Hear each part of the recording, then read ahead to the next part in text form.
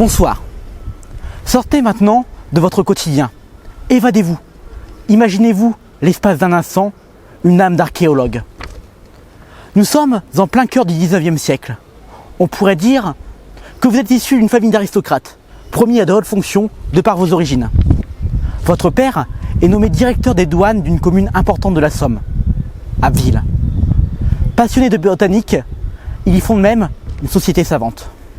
Napoléon, dans son rêve de conquérir l'Angleterre, vient fréquemment à Abbeville et vous remarque. Il vous confie des missions pour la mise en œuvre du blocus continental. Vous deviendrez même l'amant de la sœur de l'empereur. Sous l'Empire, vous voyagez à travers l'Europe et puis, après la chute de Napoléon, ostracisé, vous revenez ici, dans votre ville de cœur, reprendre le poste de votre père. Non, ce n'est pas ici que tout finira, bien au contraire. Parallèlement à vos fonctions, en souvenir des passions de votre père, vous commencez à vous intéresser aux sciences, puis à faire des fouilles dans la ville.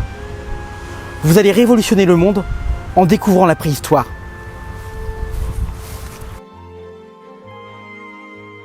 Ce destin fantastique, c'est celui d'un des plus illustres Avillois, Jacques Boucher de Perthes. Contesté de son temps par les savants, sans doute pas très à cheval sur les protocoles scientifiques, c'est pourtant lui qui permit d'imposer la préhistoire comme nouveau champ d'études. Son amitié avec le docteur Casimir Picard, qui pressent que l'espèce humaine est plus ancienne qu'on ne le dit, le stimulera. Les savants de l'époque persistent à croire que l'homme est né 4000 ans avant Jésus-Christ. Alors, Boucher de Perthes se lance dans un combat contre la doxa scientifique, à la recherche de l'homme antédiluvien, c'est-à-dire d'une espèce humaine contemporaine des mammouths et antérieure au déluge, théorisé par le christianisme. Archéologue amateur, il fera également des fouilles dans sa commune d'Abbeville, dont ici, au Moulin-Quignon, où en 1863, il apportera la preuve indubitable de cette antériorité en découvrant une mâchoire humaine, présumée vieille, de 600 000 ans. Preuve indubitable, le Moulin-Quignon deviendra le site de l'une des plus fameuses controverses sur la préhistoire, qui ternira quelque peu la réputation de Boucher de Perthes, alors que ses thèses avaient enfin été adoubées par le monde scientifique. Au début du XXe siècle, on découvrira que cette mâchoire datait en réalité du Moyen-Âge, et que Boucher de Perthes avait été abusé par des ouvriers à qui on avait promis 200 francs en cas de découverte. Rassurez-vous, de nouvelles fouilles eurent lieu sur ce site même en 2016 avec les méthodes actuelles, et on découvrira effectivement des restes attestant d'une occupation humaine, des silex vieux de 600 000 ans. C'est donc ici, à Abbeville, que Jacques Boucher de Perthes révolutionna l'étude de la préhistoire. Abbeville, ville d'histoire et de patrimoine. Abbeville, cité pleine de surprises que nous nous apprêtons à explorer. Aujourd'hui, en ma compagnie, depuis ce Moulin-Quignon et le quartier de l'Espérance qui lui a succédé, je vous propose de remonter le temps. Nous allons traverser les époques et les lieux, découvrir l'importance du christianisme dans le développement de la ville, revenir sur son affirmation comme commune, étudier une affaire sociétale qui défraya la chronique au XVIIIe siècle et fut immortalisée sous la plume de Voltaire, et voir comment la ville s'est réinventée durant ce dernier siècle. Accrochez vos ceintures, direction le Moyen-Âge, bienvenue dans nos terres picardes.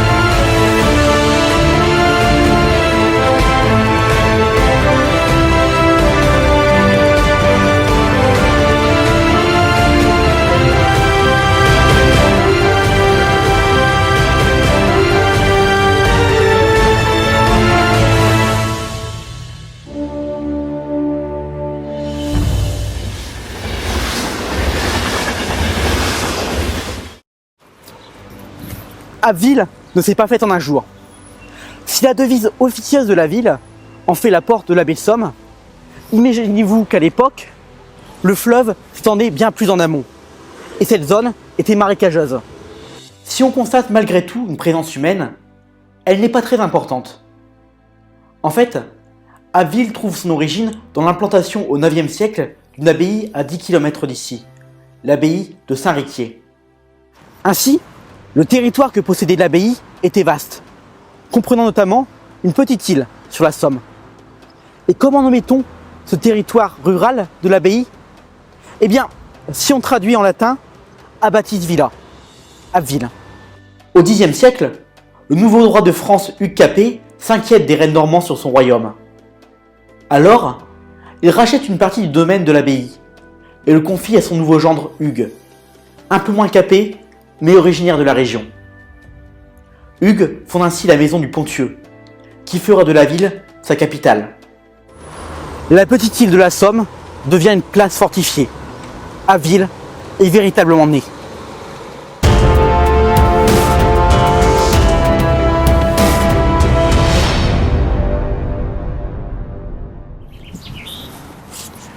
Notre première escale nous emmène au cœur d'Abbeville, devant ce beffroi édifié en 1209 et aujourd'hui classé au patrimoine mondial de l'UNESCO.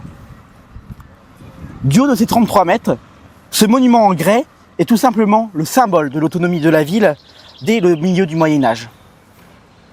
Au XIIe siècle, les comtes du Ponthieu accordent en effet, par une charte, la constitution en commune d'Abbeville. Cela signifie tout simplement qu'Abbeville s'affranchit de l'autorité du seigneur. La ville se gère elle-même. L'instigateur de cette autonomie, ou plutôt celui qui la céda aux bourgeois de la ville, le comte Guillaume Talvas, est d'ailleurs représenté sur la girouette au sommet du beffroi. Ce n'est toutefois qu'une cinquantaine d'années plus tard, en 1184, qu'Abbeville devient réellement une commune autonome, par la ratification de la charte communale. Abbeville est alors une ville florissante, qui profite de l'essor de ses voisines Amiens et Arras. Le beffroi est dès lors le symbole de cette puissance. C'est ici que siégeait la municipalité, constituée des magistrats élus, gérant notamment les finances de la ville. On y retrouve également accolée la salle de la trésorerie, qui, comme son nom ne l'indique pas, abritait les archives de la commune. Si Abbeville s'enrichit, les troubles ne tardent guère à arriver. Conséquence du mariage entre la fille du comte du Ponthieu et l'héritier du trône anglais, la cité passe sous domination anglaise en 1279. Les 50 années qui s'ensuivent sont paisibles, mais la guerre guette, et elle durera 100 ans. Théâtre acharné de lutte entre Anglais et Français, Abbeville l'est assurément. C'est d'ailleurs la récupération par la force du Ponthieu anglais par le royaume de France qui lancera les hostilités de la guerre de 100 ans. Le comté du Ponthieu changera fréquemment de propriétaire pendant la guerre, balancé entre couronne de France et d'Angleterre. Ainsi, Abbeville et le comté redeviennent possession anglaise 23 ans plus tard.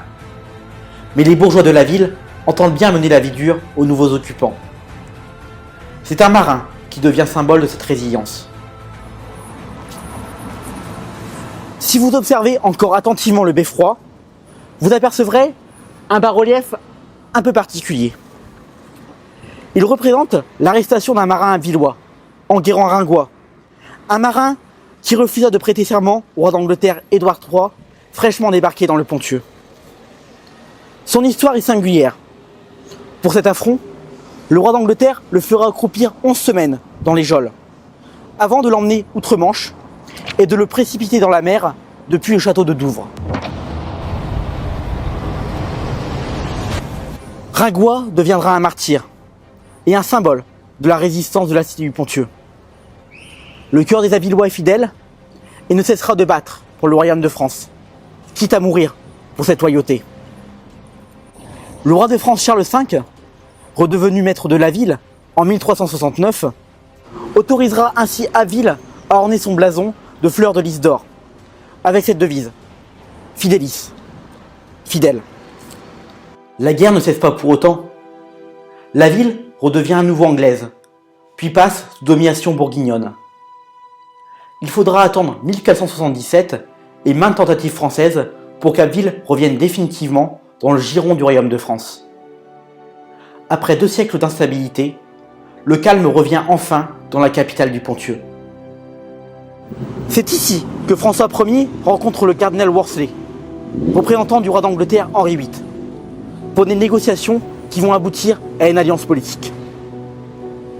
20 ans plus tard, la rupture entre les deux souverains étant consommée, Abbeville fera l'objet de raids d'un des favoris de Henri VIII, le duc de Suffolk, qui ravage l'arrière-pays. Mais nous ne avançons pas trop dans l'histoire d'Abbeville. Revenons quelque peu sur nos pas, au début de la Renaissance. Au sortir de la guerre de 100 ans, la cité est prospère. Le commerce n'a pas trop souffert du conflit, mais elle est architecturalement exsangue.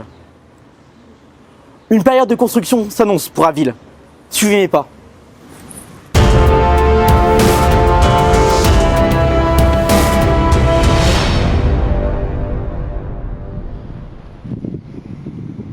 Le Moyen-Âge s'achève, un nouvel âge architectural s'amorce pour la ville, et il faut lever les yeux vers les clochers pour le distinguer.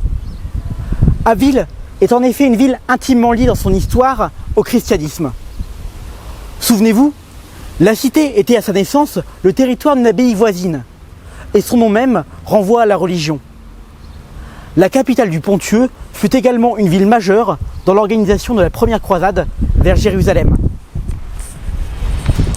C'est en effet ici que le meneur Godefroy de Bouillon, qui deviendra souverain du royaume chrétien de Jérusalem à l'issue de la croisade, passe en revue les troupes qui se joindront à lui pour l'expédition.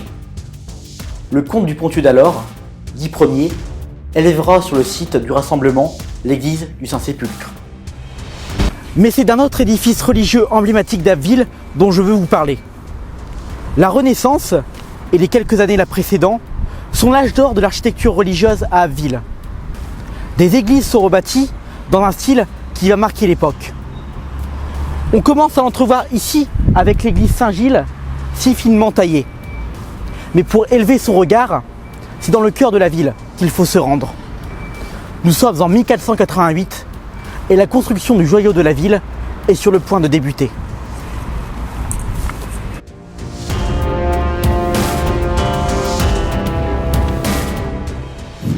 Bienvenue sur le parvis de la collégiale Saint-Vulfranc, le symbole absolu du gothique flamboyant à Abbeville. Le gothique flamboyant, c'est l'aboutissement architectural des cathédrales françaises du Moyen-Âge, le trait d'union avec la Renaissance. Depuis plus de 3 siècles déjà, avec les découvertes physiques, les architectes s'évertuent à élever des cathédrales toujours plus grandes, toujours plus lumineuses, toujours plus aérées. C'est l'art gothique qui ne cesse d'évoluer. Le gothique flamboyant des 15e et 16e siècles ajoute à cette définition la richesse du détail. La façade de la collégiale Saint-Vulfranc en est une parfaite illustration. La collégiale Saint-Vulfranc est le symbole de la puissance d'Abbeville. Sa construction a notamment été financée par le roi de France lui-même, rien que ça.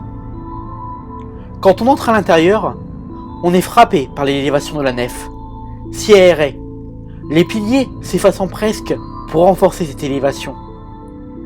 L'art gothique est véritablement à son apogée. Mais subitement, on a l'impression d'un changement de décor. Sans doute, vous interrogez-vous sur cette chute de pierre soudaine, derrière moi. L'immensité de la première moitié de la collégiale s'effondre soudainement dans une prolongation architecturale de moindre ampleur. Lorsqu'on aperçoit l'édifice, au-dessus des toits de la ville, on a ainsi l'impression trompeuse qu'il demeurait inachevé. En réalité, ce n'est pas tout à fait inexact. Si la façade et la nef somptueuse de la collégiale ont été construits à grand renfort d'argent à partir de 1488, le flot financier se tarit en 1539 et les travaux doivent être arrêtés. Ils ne reprendront véritablement qu'1 siècle plus tard, en 1661. Entre-temps, l'époque a changé et l'objectif n'est plus le même. Sans grande prétention architecturale, on cherche juste à achever la structure de l'édifice. Le chœur est bâti plus simplement et bien moins haut, d'où cette impression étrange d'absence d'unité. La vieille façade, rongée par la bise et par la lune, comme le dira si bien Victor Hugo en son temps, sera bien plus tard marqué dans sa chair, laissé en ruine par les bombardements de mai 1940, avant d'être restauré patiemment 50 ans durant. Aujourd'hui encore, la collégiale fait l'objet de restauration en son sein, témoignant de sa place à part dans le cœur des Avillois. La collégiale est en effet le symbole même de la puissance et de la prospérité d'Abbeville au XVe et XVIe siècle. Si le prestige de l'édifice rayonne dans la ville, il ne doit pas en masquer les autres édifices religieux de la cité. En témoigne notamment le couvent des Ursulines, dont il ne reste aujourd'hui que la façade. Cette importance religieuse, le roi Louis XIII la confirmera, en consacrant son royaume à la Vierge à Abbeville en l'an 1637.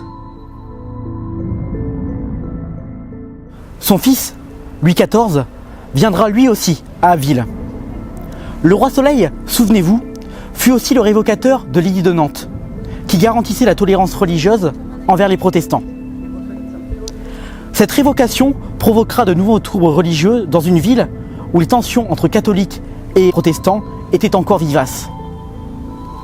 Durant les guerres de religion, un siècle plus tôt, ces tensions avaient poussé les Avillois à tuer le gouverneur protestant de la ville, se rallier à la Ligue catholique après l'assassinat de son chef, puis se soumettre immédiatement à Henri IV après son abjuration du protestantisme.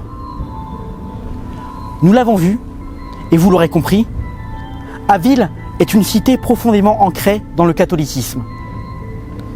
De nouveaux troubles religieux s'annoncent à Abbeville pour le XVIIIe siècle, qui vont faire naître un véritable conflit idéologique dans un royaume encore chrétien.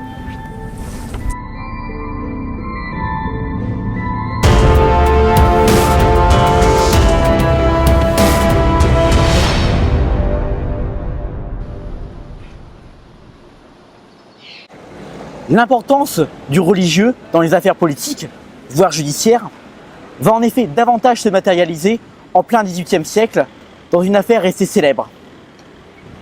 Abbeville s'apprête à devenir le symbole de la libre pensée contre l'obscurantisme religieux en plein siècle des Lumières.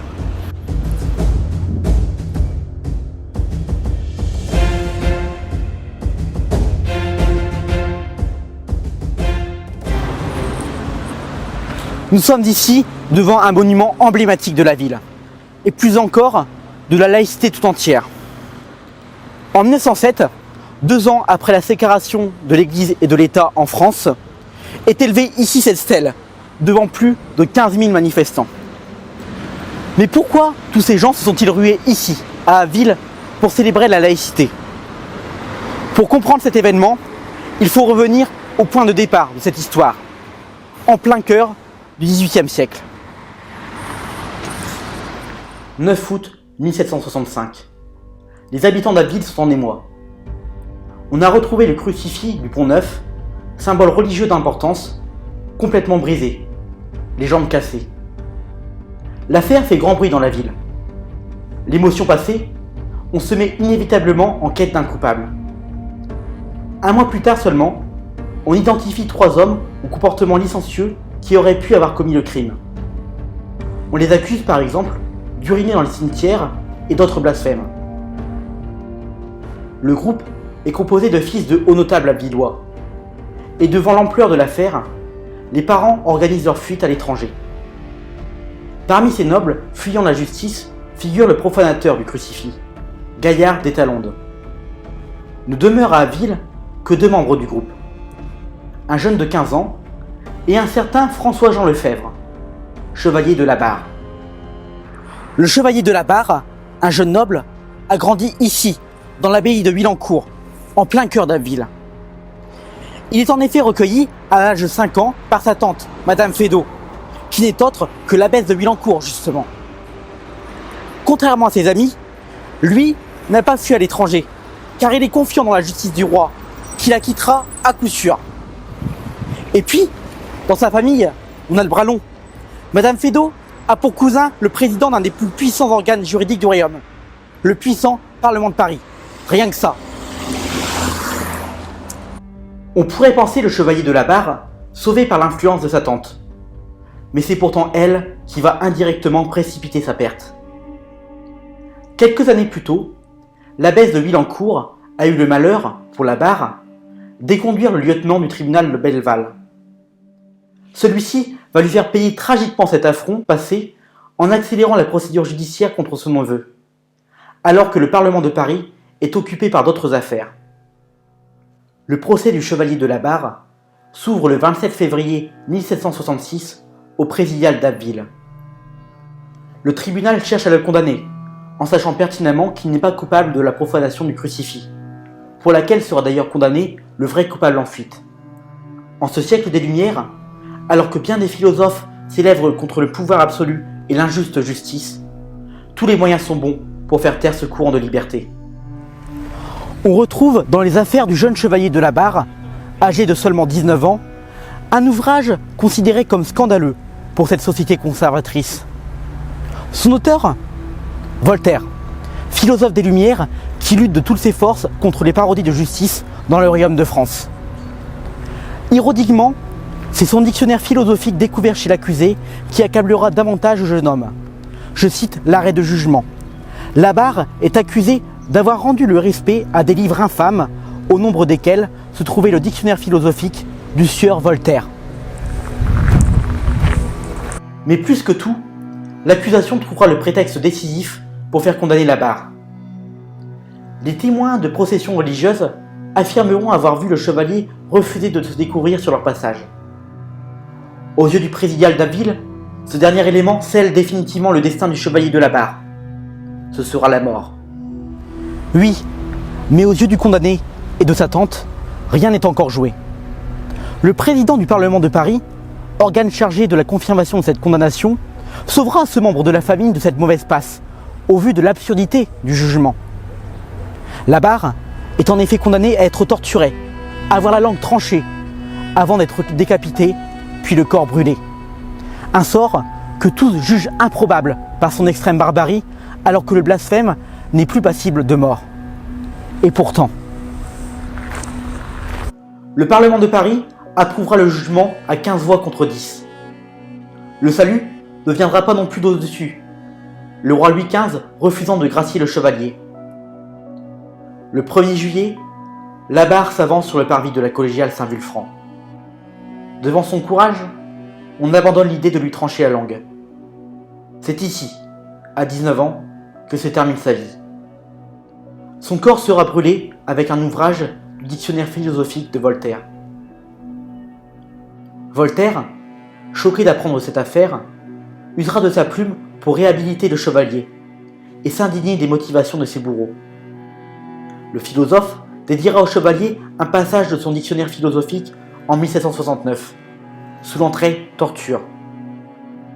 Voltaire protégera également Gaillard d'Étalonde, le noble qui avait profané le crucifix, et condamné à mort par contumace. Sous la plume de Voltaire, la Barre est devenue ce chevalier martyr de la libre pensée et de la laïcité, un véritable symbole. Voilà pourquoi cette stèle a été élevée ici, en 1907, pour lui rendre hommage. Cette stèle qui fait encore l'objet d'une manifestation annuelle de libres penseurs et qui a été profanée en 2013 par les catholiques intégristes de Civitas. Monument élevé par le prolétariat à l'émancipation intégrale de la pensée humaine. Voilà que cette phrase nous embarque brutalement au XXe siècle. Une époque où Abbeville est tout autant une ville de ralliement pour les mouvements socialistes qu'une porte d'entrée vers les stations balnéaires. Vous allez découvrir tout ça.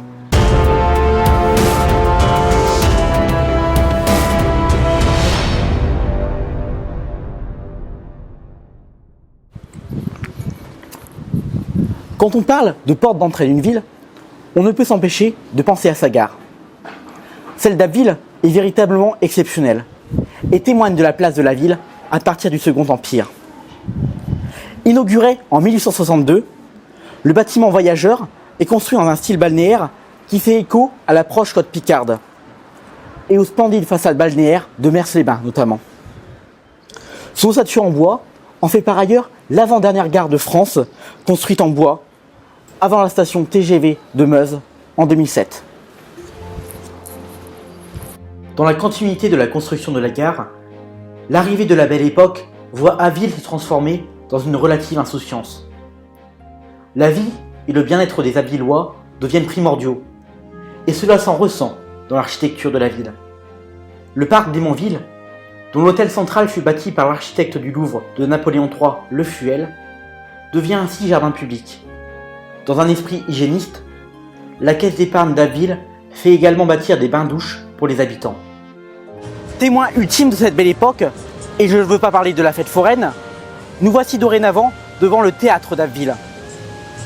Bâti à partir de 1911, l'édifice se distingue avant tout par son intérieur, avec une salle dite à l'italienne relativement rare en Picardie. L'insouciance règne encore. On cherche à se divertir. Abbeville se décloisonne et respire. Mais lorsque le théâtre est enfin achevé, en 1914, nul ne se doute que la ville s'apprête à vivre des heures bien sombres.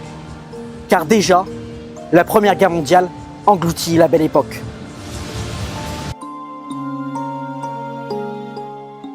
Abbeville fut particulièrement éprouvée par les deux guerres mondiales. Durant la première, comme un clin d'œil à son histoire, souvenez-vous, elle devient le quartier général de l'armée britannique. C'est une ville de l'arrière-front, de repos et d'entraînement pour les soldats britanniques, mais aussi de gouvernance pour les commandants militaires. On y discute stratégie lors de conférences franco-britanniques. Signe de son importance, Abbeville recevra la Croix de guerre 1914-1918 en 1920, pour sa foi patriotique, malgré les bombardements et souffrances endurées. En septembre 1939, Français et Britanniques se retrouvent de nouveau à Abbeville. Cette fois, les deux chefs de gouvernement y décident de ne pas attaquer directement l'Allemagne nazie. L'histoire de la Seconde Guerre mondiale s'écrit en partie ici. Une guerre qui laissera la cité du Ponthieu en ruine. Le mois de mai 1940 fut sans doute le mois le plus tragique dans l'histoire d'Abbeville. Le 19 mai, c'est une armée française en pleine débâcle devant les percées allemandes qui se voit confier par la Belgique 78 détenus suspectés d'espionnage au profit des nazis. Détenus ici à Abbeville, 21 d'entre eux sont exécutés sommairement et sans procès par des militaires français, alors que certains étaient innocents. Le massacre d'Abbeville reste ancré dans l'histoire. Le lendemain, la ville est pilonnée par l'aviation allemande, et la plupart des monuments de la ville retournent à la poussière, devenant de simples champs de gravats. L'hôtel de ville disparaît, comme 2400 immeubles. Le beffroi et la collégiale sont sévèrement endommagés. Le passé d'Abbeville est englouti ce 20 mai. Un certain colonel de Gaulle parvient à faire reculer les Allemands lors de la bataille d'Abbeville, 10 jours plus tard. Un succès limité compte tenu de la dynamique de la guerre, mais qui lui vaut le grade de général. Abbeville reste 4 ans sous le joug nazi, avant d'être libéré par les troupes polonaises avec l'aide de la résistance abbvilloise le 3 septembre 1944. Dès lors, tout est à reconstruire.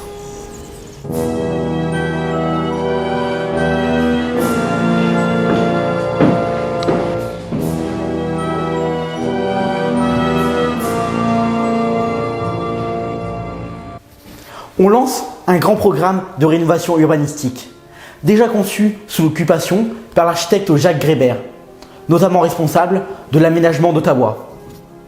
Son plan est ambitieux. L'urbaniste qu'il est veut renouveler intégralement le centre-ville et en faire un ensemble cohérent mélangeant style régionaliste et beaux-arts.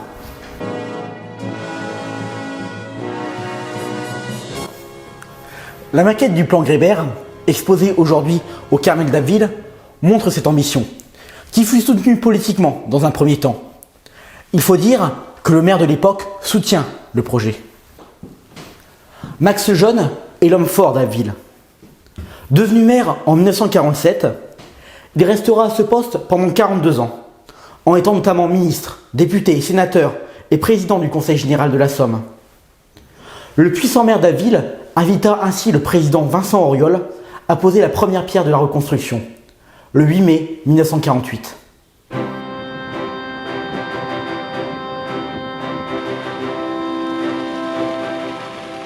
C'est ici, sur la place centrale qui porte désormais le nom de Max Lejeune, que cette reconstruction ambitieuse est la plus visible. Contemplez ce style particulier, cette large place rectangulaire en vase clos, qui semble close par les porches qui se dressent en deux extrémités.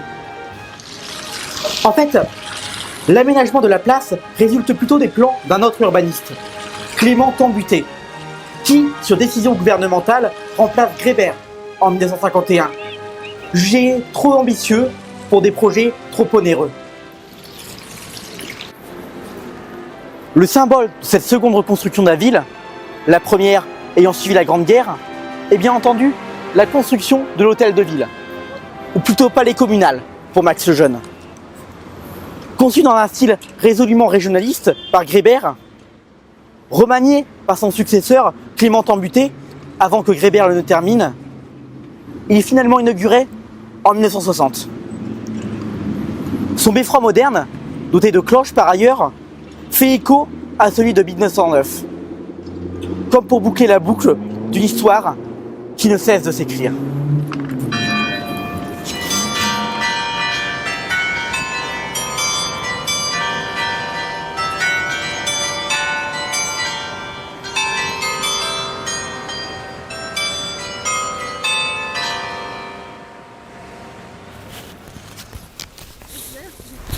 Il va être l'heure de terminer cet épisode. Et pour nous quitter, quoi de mieux que de découvrir l'âme d'Abbeville? Si vous la cherchez, la voici.